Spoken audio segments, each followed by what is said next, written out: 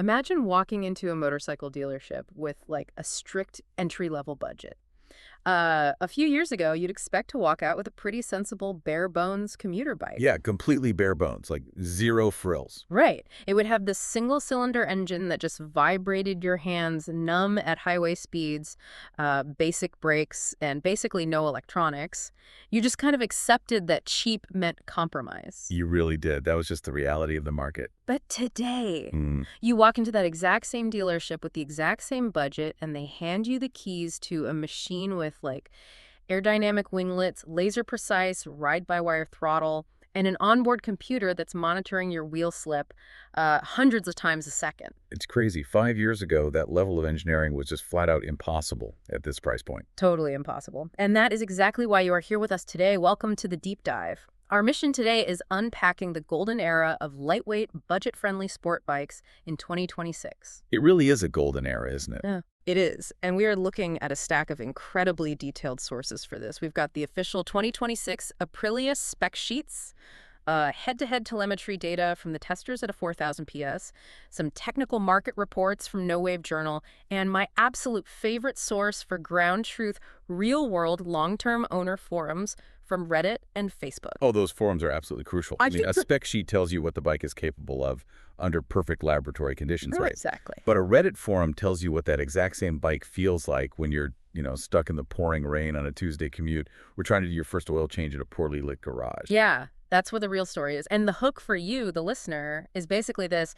For under $7,000, you can now get an absolute mechanical marvel. Today, we are specifically looking at the ultimate battle of the 450cc twins. The heavyweights of the lightweight class, basically. Right? We've got the bulletproof Kawasaki Ninja 500 SE, the value-disrupting CF Moto 450 SS, and the absolute pocket superbike, the Aprilia RS 457 GP replica. Okay, let's unpack this. Let's do it. Before we get into comparing these specific bikes, we really have to understand the mechanical shift that happened. Like, how did this sub-$7,000 market evolve from those basic beginner bikes to these high-revving parallel twins? Well, to understand that evolution, you really have to look at the engine architecture itself.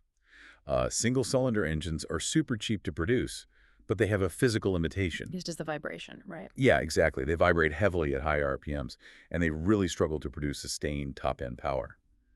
But a parallel twin, which places two cylinders side by side, solves this. It balances the engine, smooths out the vibrations, and this is the key, allows the bike to comfortably cruise at highway speeds. All while still being narrow enough for a really lightweight chassis. Precisely. And the catalyst that forced the entire industry to upgrade to this architecture was undeniably the CF Moto 450 SS. Or, well, some markets call it the 450 SR. Right, the 450 SR, they were kind of the ultimate disruptor in this space. Oh, massive disruptors. By doing what exactly? Like, what made them so disruptive to these legacy brands that have been around forever? They didn't just offer a robust 450C parallel twin engine. They completely commoditized luxury features. I mean, they paired that engine with aggressive aerodynamic winglets and premium Brembo brake calipers. And a huge warranty too, right? Yeah, a highly reassuring 4-year warranty. Okay, I want to pause on those features for a second because I really want to know if they actually do anything. Like aerodynamic winglets on a 450cc bike. I know where you're going with this. I mean, on a 200 horsepower MotoGP bike, I know winglets generate physical downforce to keep the front wheel on the ground during brutal acceleration, but on a bike making 50 horsepower, are they actually functional, or is that just like an aggressive aesthetic? It's a bit of both, but mostly aesthetic signaling.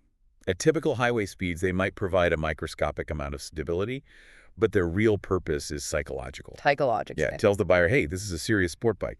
But the Brembo brakes, now that is highly functional. Oh, really? Even at those lower speeds? Absolutely. Premium calipers provide way better heat dissipation and a much more rigid structure. Meaning when you squeeze the brake lever, the force goes directly into stopping the disc rather than flexing the metal of the caliper itself. Oh, I see. By offering these high-end components at an entry-level price, they just prove to the market that it could be done. It totally reminds me of the smartphone market. A few years ago, when a budget phone suddenly included a flagship-level multi-lens camera, it basically forced the giants like Apple and Samsung to innovate. Right. They couldn't just coast on brand loyalty anymore. Exactly. But I have to push back a little bit here. Flashy components like Brembo brakes and aero winglets don't always equal a cohesive, well-engineered motorcycle. That's very true. I mean, you can easily bolt a great brake caliper to a terrible chassis. How did the traditional manufacturing giants actually respond to this threat? If we connect this to the bigger picture, the legacy brands realized they couldn't just win on price anymore. So they responded by leaning heavily into their core engineering philosophies. Okay, so let's look at the Japanese response. Specifically Kawasaki with the 2026 Ninja 500 SE. Yeah, Kawasaki didn't even try to outflash the Chinese disruptors with winglets. Instead, they doubled down on what they do best, which is bulletproof reliability, refined geometry, and everyday usability.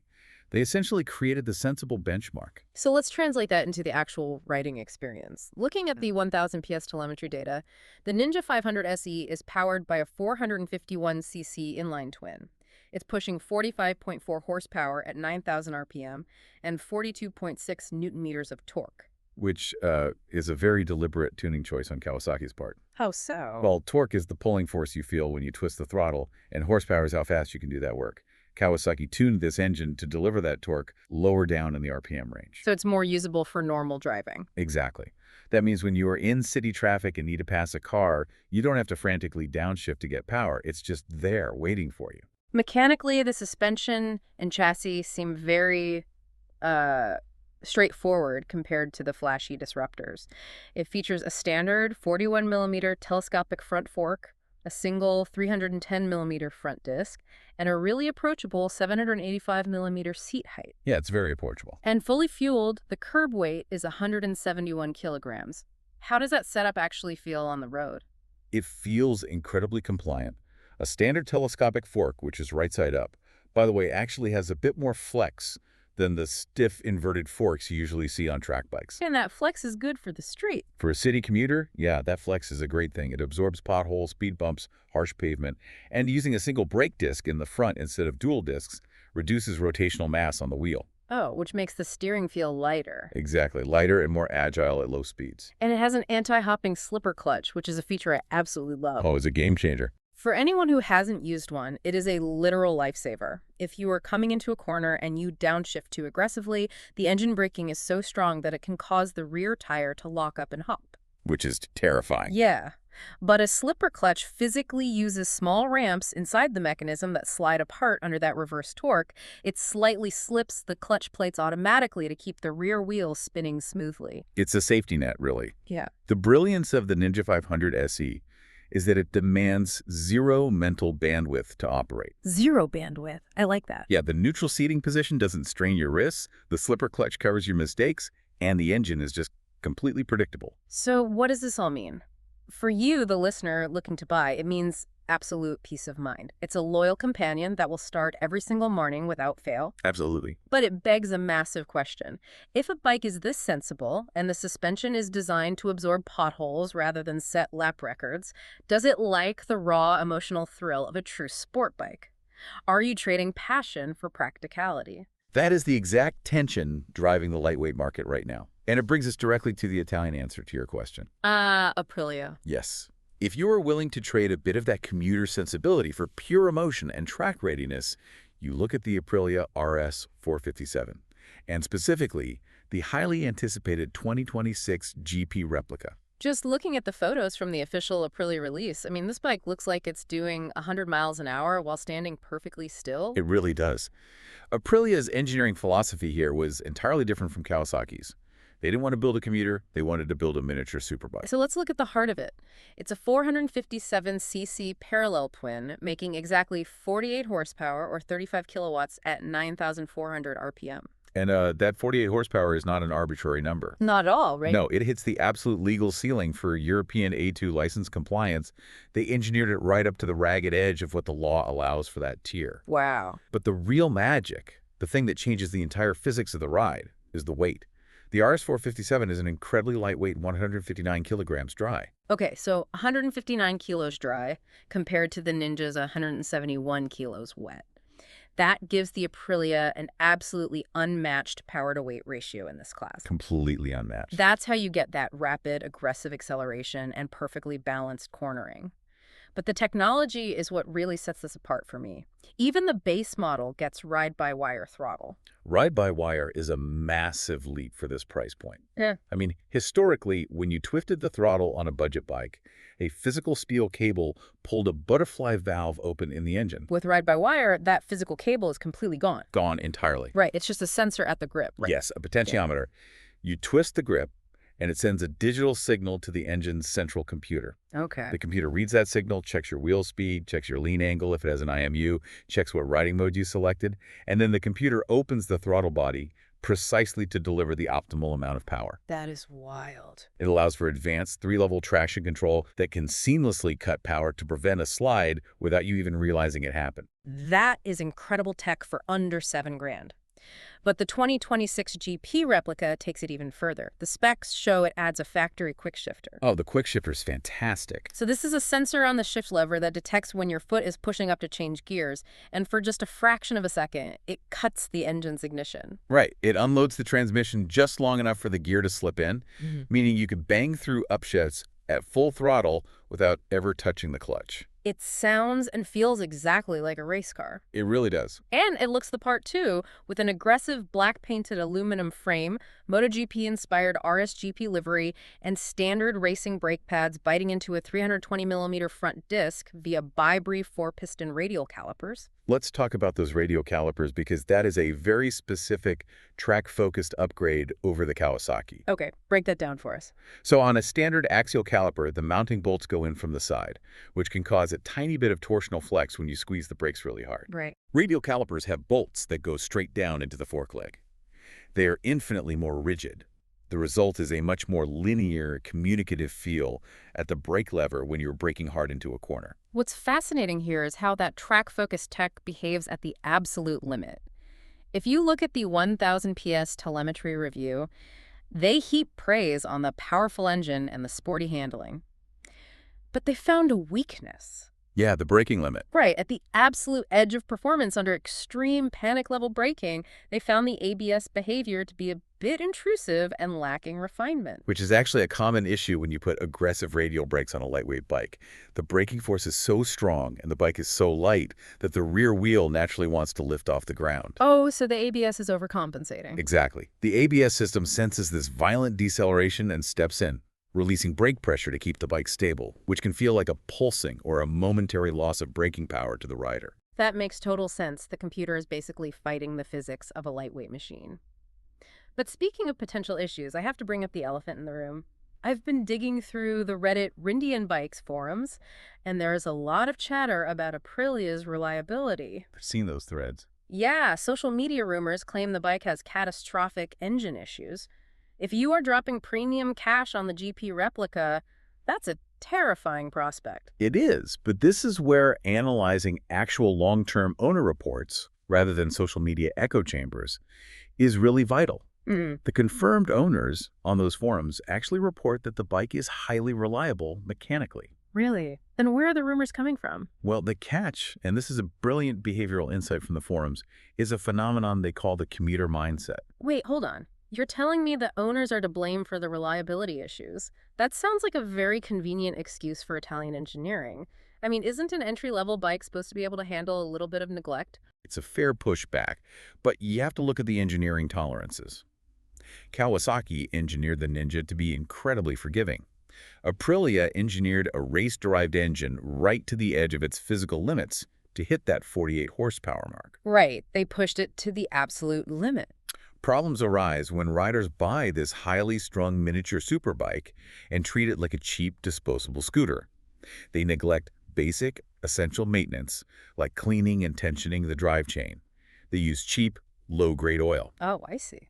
When you have an engine with such tight internal tolerances revving to 9,500 RPM, you cannot neglect it. If you maintain it precisely as the manual dictates, the reliability issues largely vanish. Okay, that makes sense. You're buying a tiny Ferrari, you can't service it like a tractor. Exactly. This brings up a crucial point. When you take a bike with radial brakes, ride-by-wire, and a highly strung engine, and you hand it to a newer rider in the real world, the physics completely change. They do. Drawing from the legal blog sources we have, like the Wood Law Firm's analysis on motorcycle accidents, there are very specific physical and psychological pitfalls that new riders encounter when they jump onto these lightweight rockets. Yes, because these bikes are light, but they are still incredibly fast. One of the biggest mistakes highlighted is dropping the bike during low-speed maneuvers. Ah, the classic low-speed drop. It usually happens during a wobbly countersteer. The rider loses too much momentum, the gyroscopic effect of the wheels drops off, the steering suddenly gets incredibly heavy, and boom, your brand new GP replica is lying on the asphalt. It's heartbreaking. Another major issue is stalling due to poor clutch control. On a high-revving sport bike, the friction zone, the exact point where the clutch engages and the bike starts moving, is often very narrow. And stalling at a green light with angry traffic behind you is a terrifying position to be in. Truly terrifying. But the most dangerous pitfall mentioned is a psychological one, tunnel vision or target fixation, especially when riders take these agile bikes out to the twisty canyons. Target fixation is so dangerous. It's an evolutionary survival reflex. Under high stress, humans instinctively stare directly at the threat. Right. So if you enter a corner too hot and panic, your eyes will naturally lock onto the guardrail on the outside of the turn. On a motorcycle, your hands unconsciously follow your eyes. So you just drive right into it. Yes, if you stare at the guardrail, you will steer the motorcycle directly into it. You have to actively train your brain to break that reflex, turn your head, and look through the corner to the empty road where you actually want to go. Overcoming those reflexes is a huge part of the craft of riding, and as riders develop those skills, they usually want to start modifying their machines. Oh, immediately. Here's where it gets really interesting. The forums are absolutely obsessed with swapping out the exhausts on these bikes. I was reading the threads, and it seems like everyone is replacing the stock mufflers. Is it just for the louder sound, or is there an actual mechanical benefit to doing this? Oh, there is a massive mechanical benefit, specifically regarding weight dynamics. A factory exhaust is filled with heavy catalytic converters and sound-deadening baffles to meet emissions loss. Right. I saw a post about a rider upgrading to a Yoshimura AT2 slip-on exhaust. They measured it, and it dropped 4.6 pounds, going from a stock 9.5-pound Canon down to a sleek 4.9-pound unit. That's a huge reduction. But does losing 4.6 pounds on a 350-pound motorcycle really make a noticeable difference to the rider? It absolutely does, because of where that weight is located. A heavy factory exhaust sits low and far out on the side of the motorcycle. It acts like a pendulum. Oh, like a counterweight almost. Exactly. When you are leaning the bike rapidly from left to right in a sequence of corners, that heavy exhaust resists the change in direction due to its moment of inertia. By shaving 5 pounds off the side of the bike, the center of gravity tightens up, and the bike feels noticeably more eager to flick into a turn. And then there's the sound transformation. The owners report that the parallel twins provide this deep, throaty bass at idle.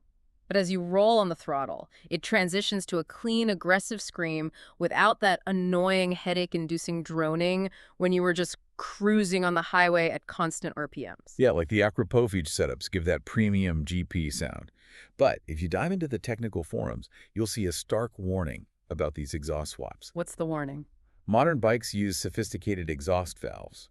They're little butterfly flaps inside the pipe that physically close at low RPMs to create back pressure for torque and to keep the bike quiet for noise regulations. And they are controlled by electronic servo motors. So if you rip off the factory exhaust to put on a straight racing pipe, you are basically disconnecting that electronic motor. Precisely. Which immediately throws a glaring check engine light on your dashboard because the bike's computer thinks a critical component has failed. That's annoying. So how do they fix it? Owners have to either get an ECU flash, which digitally rewrites the bike's software to ignore the missing valve, or they install a physical servo buddy. A servo buddy. Yeah, it's a small electronic resistor plug that tricks the motorcycle's computer into thinking the valve motor is still there and functioning perfectly. It's amazing how much computing power is packed into these things now. And talking about that aggressive scream brings up a really great comparison from the Motorcyclist's long-term review. They tested the Kawasaki ZX4RR. Oh, that's a wild bike. For context, that is a 399cc inline-4 engine, meaning it has 4 tiny cylinders, and it screams all the way up to 16,000 RPM. The ZX4RR is a phenomenal engineering achievement. An inline-4 with small cylinders has very little reciprocating mass, meaning you can rev incredibly high, incredibly fast. It creates true acoustic theater. But the review notes the physical trade-off. To get that high RPM horsepower, you sacrifice low-end torque. So if you want to accelerate quickly from a stoplight, you really have to wring its neck and keep the RPMs pinned to the ceiling. Right. Which is incredibly fun on a track, Hmm. but maybe exhausting in stop-and-go city traffic. Yeah, that sounds like a lot of work. It is, and that highlights why the parallel twins we are discussing today, like the Aprilia RS457 and the Ninja 500, are dominating the market. Their engine architecture utilizes two larger cylinders, which naturally produces much more low-end and mid-range torque. So they pull away from stoplights effortlessly. Yes, but because they still max out around 45 to 48 horsepower, they force the rider to genuinely learn the craft of motorcycling. You can't just be lazy and rely on 200 horsepower to rocket you down the straightaways if you mess up a corner. Exactly, there's no crutch. You have to learn proper gear selection, precise braking, and how to carry momentum through a curve. You actually have to ride the bike. They are the perfect teachers for that. So, bringing this all together, let's synthesize this deep dive for you, the listener. The market has completely transformed. If you want unmatched, start every time reliability, cheap running costs, and an incredibly approachable, comfortable suspension that absorbs the city streets, the Kawasaki Ninja 500 SE is your loyal, sensible companion. On the other hand, if you want the absolute pinnacle of lightweight track performance, if you want the rigidity of radial brakes, the precision of ride-by-wire, and the thrill of a quick shifter, you go for the Aprilia RS457 GP replica. You just have to accept that you are buying a miniature race bike, and you need to meticulously stay on top of the maintenance. That's the trade-off. Why does this matter to you? It matters because you no longer have to compromise on technology, safety, or pure fun just because you are shopping on a budget. You can prioritize lightweight agility over a heavy, intimidating 1000cc superbike and still get the premium features that were once reserved for the elite. This raises an important question. Looking at the trajectory of this industry and the sheer amount of technology currently pouring into the sub-$7,000 category. Oh, I like where this is going. What's the final thought? With these entry-level 450cc motorcycles now featuring aerodynamic winglets, quick shifters, advanced traction control, and high-end braking components, will the traditional 600cc Supersport class completely die out? Wow. Or will this incredible tech trickle-down effect simply push those middleweight 600s into an entirely new, largely unattainable luxury price bracket? That is something for you to ponder on your next ride. That glowing, laser-guided machine is sitting at the dealership right now, waiting to see if you have the skills to actually use it. Ride safe, look through your corners, and we will catch you on the next deep dive.